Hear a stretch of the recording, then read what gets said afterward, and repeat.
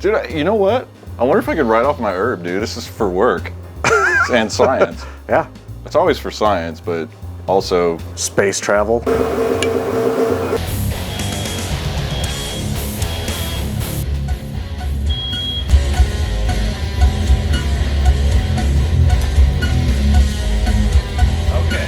I mean, you can't do this video without smoke. Yeah. Hey, what's up, everyone? I'm Keith. This is Leon. Welcome to episode 10 of Down to the Merrow. We're really sorry there was no video last week. We were on pretty high alert here because where we live, the fires were raging all across Oregon. Someone in the last episode asked how we got that red sky filter effect for the video intro. What you're seeing there is our state on fire.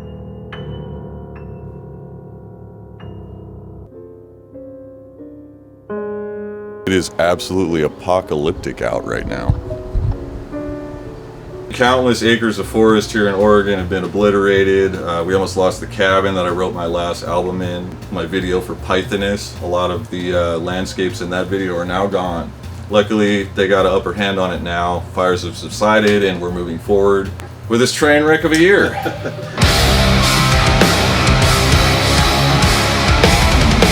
Man. Yeah, unfortunately.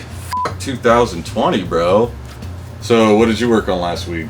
Last week I fiddled around with the Boss Waza 2-amp expander. Nice. I've had this thing in my studio for about a month or two, and it's awesome. I'm super impressed with the build quality. I was expecting it to be basically useful for amps and everything, but it turns out that the thing is just amazing for recording and everything else. I've had one in my studio for a bit, and I haven't really had a chance to mess around with it because you have all of my amps. Yeah, and, well, luckily you brought over the Waza too, so now you don't have anything at all. Yeah. I got my 2 Notes Torpedo Studio dialed in and updated. We started sharing some IRs back and forth, so we're going to play around with that. The goal today is to basically run some amps through the same IRs, but with different loaders, and see if there's any difference in the way that they sound. I mean, I'm sure there is, right? Yeah, and if I remember correctly, you haven't really messed around with IRs that much. You don't very little. You're generally like a 57 on a cone guy. I just haven't really messed with IRs because I just plug into the stuff. Yeah. Well, I mean, I like the stuff. The thing about IRs is it seems like, oh, this is great. I'm just going to drop a file in and boom, it's going to work. But it's actually way more frustrating than that because, you know, you're dealing with somebody else's preferences and what they like in an amp or in a speaker sound. So you get like option paralysis though. Exactly. With all those. You know, depending on the packs you get, you know, you can get hundreds of them in a pack because there's so many mic positions, there's so many mics. In the end, throwing a 57 in front of a cabinet is going to be easier in some cases than trying to dump an IR file into, say, the Waza. One of the issues with the TAE is that you have to load each IR individually. You can't do them in batches. Each one takes like 10 seconds to load. Really? So it takes a minute to upload to and update the ROM on the Boss. You know, you can't just like dump 20 of them in, go really? And then, you know, yeah. So it's it makes it a little bit hard to compare like right. A, B. Yeah, between you can them. put 30 in at a time, and that's what I did. I left their original, like their 10 that it comes with, and then I put 20 of my own in. Okay. I have tons of IRs, and then yeah, you sent me that folder, and it was like how many gigs was it? 15 gigs. 15 gigs of IRs. Let's set up an amp and a rig that we know sounds good. Yeah. And then we'll just pick our favorite IR with that amp, and then we'll just use that across all the amps. That sounds completely reasonable to me. Pick an amp that we both like, that we both know how to dial in, and that sounds good. First choice would be the Archon. Archon, yeah. It makes sense.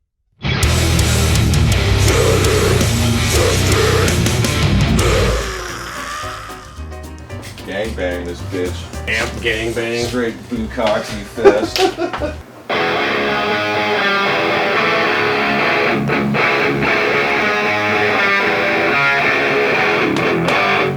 So here's the playback with the 2 notes first and then the Waza.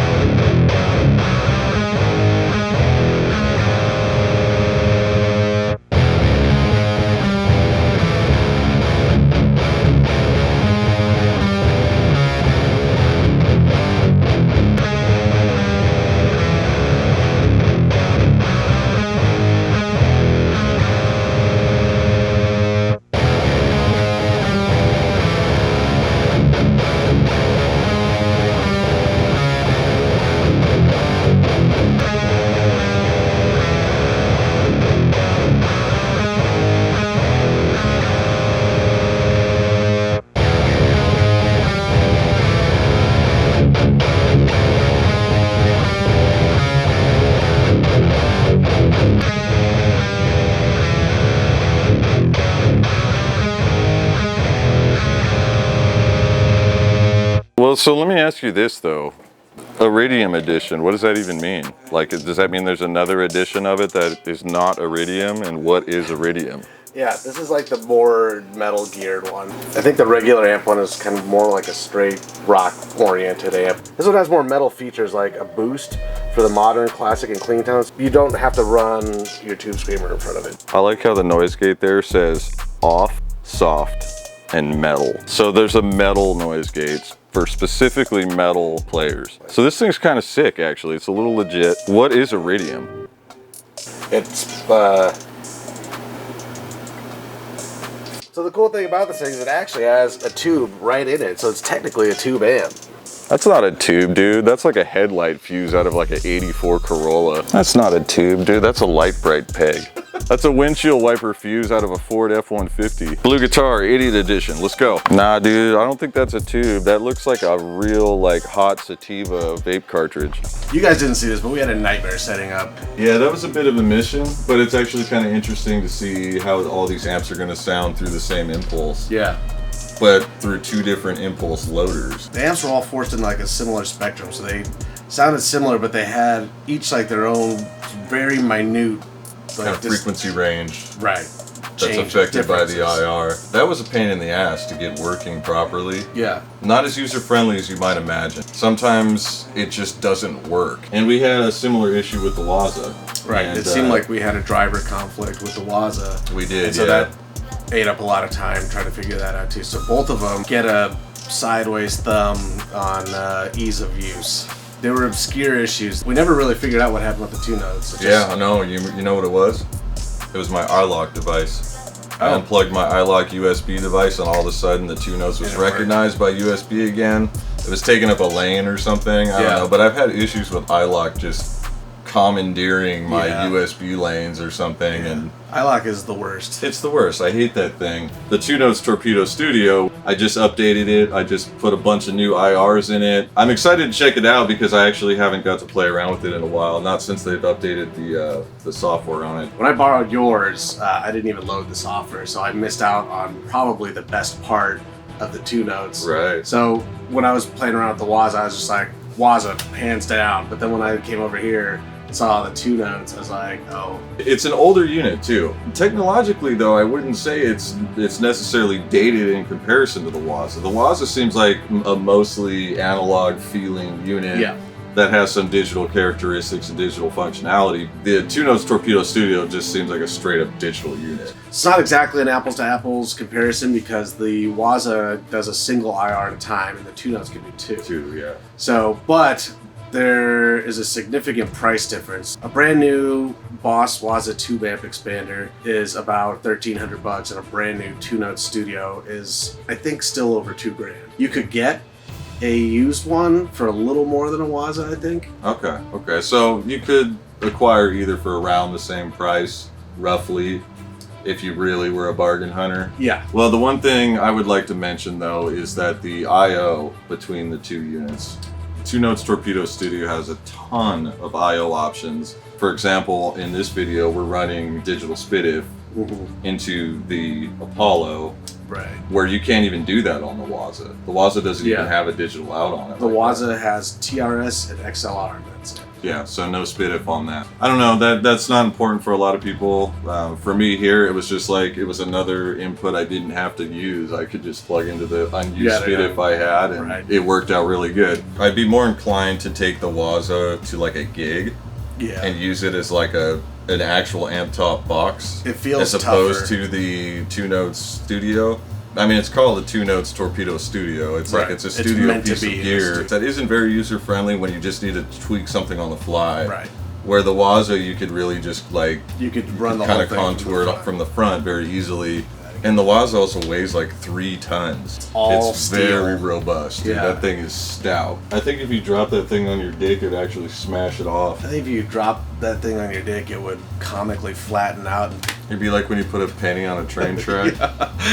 Okay, so you initially borrowed my 2-Notes Torpedo Studio, took it home, played with it for a little while, then you ended up buying the Waza. Yeah. Now that you've had an opportunity to try both units through all these amps, and you got to see the software GUI a little bit more in depth, what are your impressions now? I don't regret the Waza purchase, but I do like the sort of fiddly nature of software on the 2-Notes. The ability to run 2 cabs, The ability to run 2 cabs in the studio it's pretty gnarly. is a big one. It's a big one. If the Waza had that kind of functionality, that thing would be damn near perfect. So the 2-Notes beats the Waza in terms of flexibility, but I think the Waza wins for overall ease of use.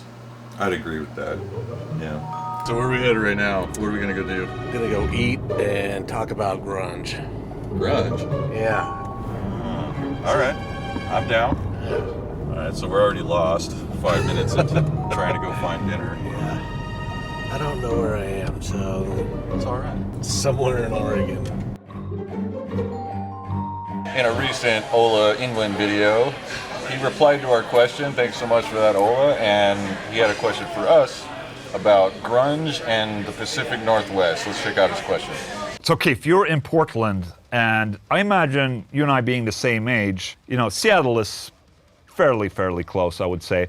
During the 90s there, where, I started listening to metal, I started listening to grunge, right? And a lot of the bands that I listened to, Mudhoney and, Nirvana and all those, Soundgarden, they all kind of originated from Seattle. Did that affect you in any way? I mean, you were living close to these bands. Did that grunge era sort of affect you at all, or, did it just pass by? Were you ever into any grunge bands? Let me know. I'm actually not from the Pacific Northwest originally. When grunge kind of came to be, I guess, I was living in the middle of the Mojave Desert, nowhere near the Pacific Northwest. I did get into Nirvana's Nevermind a little bit when it came out, just like everybody else did. But some of my favorite grunge bands, I guess you could call them, I don't really have very many. Grunge was a really passing phase, kind of, It was like, you got into Nirvana and it was a part of your life whether you liked it or not, Right. just because everybody was playing it and it was always on the radio, or everybody at school wanted to jam it or whatever. It's like the mid-90s, right? Yeah. So like the mid-90s, I mean, I had already heard death metal.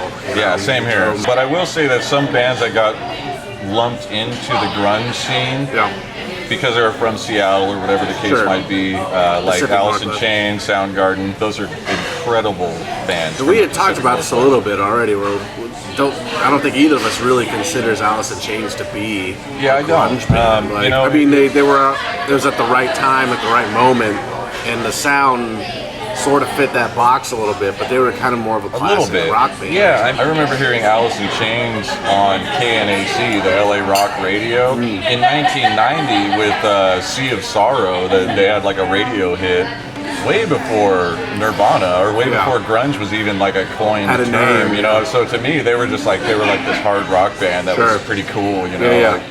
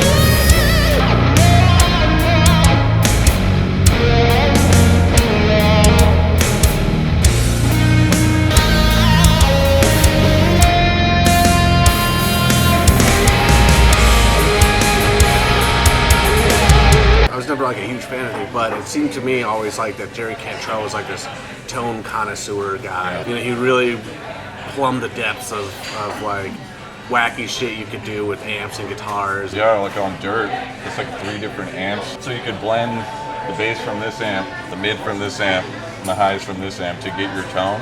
That's way extra. Yeah. Well, so you didn't really get into Alice in Chains very much, but you did like Soundgarden, yeah? The first show I ever saw, we already went over it in another episode, but it was Faith No More, Soundgarden, Queensryche, Metallica. That's like one of those shows that people write stories about. Right. But yeah, I do remember Soundgarden was like inordinately heavy, and it was different. First time I'd ever heard off-time riffs. There's a lot of that on early Soundgarden. Yeah. Tons of it, man. Tons of 7/8 and like 5s and stuff. Pretty dark and heavy stuff at times. When Soundgarden and Alice in Chains kind of came onto the scene, and I just remember loving it because it sounded like modern Sabbath. And I was like, give me more of that. So, do we have any questions from any of our lovely viewers? Coma Witch asks, first last concert, played, not attended. Last concert played, not attended for me, I think was Prague. When you're there and you're in Prague, you feel like you're just like in Castlevania or something. Yeah, like, yeah. It's got a. It's just a cool looking vibe. city, man, and anywhere you walk around there, you're just looking around like, wow, I've never seen this before. Yeah, very artsy and very like old. I ended up getting pretty sick there. I had an allergic reaction to something. I ended up breaking out in hives all over my body, like from neck to toe, dude, in the middle of the night at this hotel room in Prague. I wake up and I'm just like, oh God, what's going on here? You know, I'm like thinking I'm gonna die, like my throat starts closing up and I start panicking, you know, because it's like middle of the night, you're by yourself in a hotel room. In another country, and so I run down to the front desk and I'm like, you know, trying to ask the lady, like, is there like an urgent care or somewhere I could go? And basically, I ended up switching rooms because they thought maybe there was something in the room that I had an allergic reaction to. So I sit in this like basically empty room for like the next 4 or 5 hours waiting for everyone else to wake up. So I can just be like, what's going on? What are we gonna do? And then like, it just went away. It must have been something in the room or something. I think the show was good. Yeah. At least there's that. Yeah. What about you?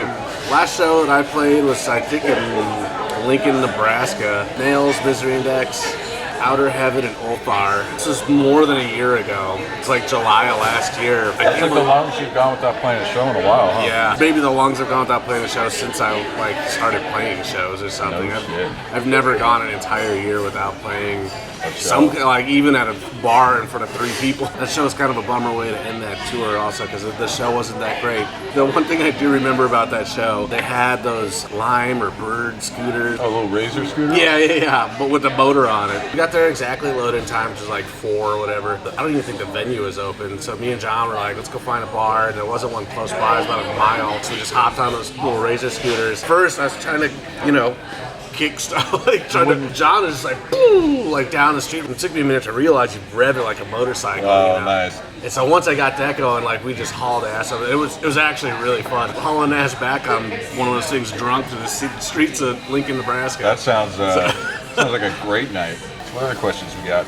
All right, John Leslie asks, Keith, I was just wondering, with all the tools at hand, how long does it take you to set up video and set up the amp tone and guitar for recording in a day? Well, I would say that depends on the video, and it depends on how many amps and what it is you're doing. Like for this video that we're doing today, how long do you think this took us? 12, 13 something hours. Yeah, spread out over the course of 3 to 4 days. So basically the way these videos work for us has been we have some sort of a production meeting, plan out the video for that week, and then we each kind of have our own tasks. Maybe I have to write the opening sequence music, and Leon is going to program drums or edit a sequence or something. Write the lyrics or whatever. Write the lyrics or whatever it might be. So there's a lot that goes into these that people might not realize because it passes by so quickly. Yeah. But really, they take a long time. I'd say it's probably about half an hour to a minute. So every 20-minute video you see takes 10 hours to edit. That sounds about right. Yeah. It's a long process. Every single one of them, we start at ground zero, and it's a mission to get to the end. The only goal is to have fun, do it right, Yeah, we get hung up on the fun a lot. They wouldn't take us as long if we weren't having so much fun. Yeah, Citizen J asks, hey Keith, hope all is well. How do you deal with creative differences when writing with other people?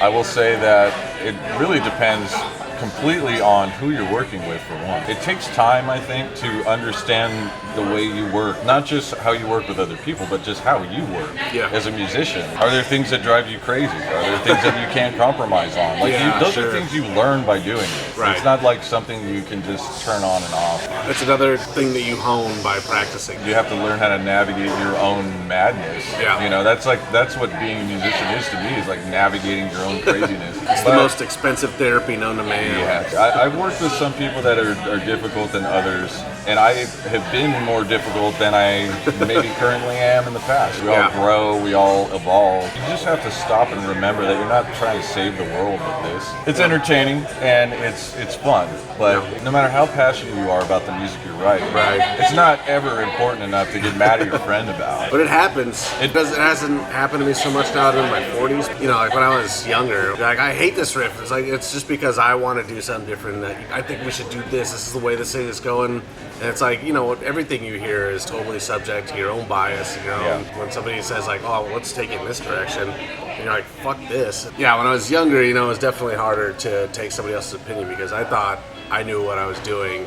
So don't tell me, you know, I would get personally offended by it and it was stupid. So I can't see that. I couldn't see you doing that. Really? No. Yeah. I mean, for as long as I've known you now, several years, you have probably been one of the easiest dudes I've ever worked with. I've learned a lot from being that guy. So I'll say that I've probably not been that cool to some people that I've worked with in the past, but I try my best these days. Yeah. To make sure that not only I enjoy it, what I'm doing, but that the people I'm working with enjoy it. Sure. Because if you're not enjoying it, what are you doing? Why are you doing it? What are you doing? So really, you just have to stop yourself and be like, I shouldn't be mad right now. I should be enjoying it. I should be loving it. Yeah. Now, you can get mad if you're passionate. Of course. Yeah, that's the thing. As I've gotten older and I recognize that person that I was then, it's like, I don't want to be like that. Like, that was kind of shitty. the same for me, honestly. I mean, I think I'd like to think I've learned a lot over the years just working with other people, and just the more you do this stuff, the more you kind of realize what's going to work and what isn't. Right. But my ultimate end all advice is just be good to the person you're working with. Yeah. Don't piss them off, dude. Just be good with them, you know? Well, that's it for this week. Don't forget to leave your there question down in the old comment section of this here video. Might show up in that old there down to the Merrow. Don't forget to vote too. Hey, you guys like this killer dragon bell thing I got when I was in Taipei? Apparently, it'll bestow upon you ancient wisdom when you like, subscribe, and ring the bell. Nothing happened. This thing sucks.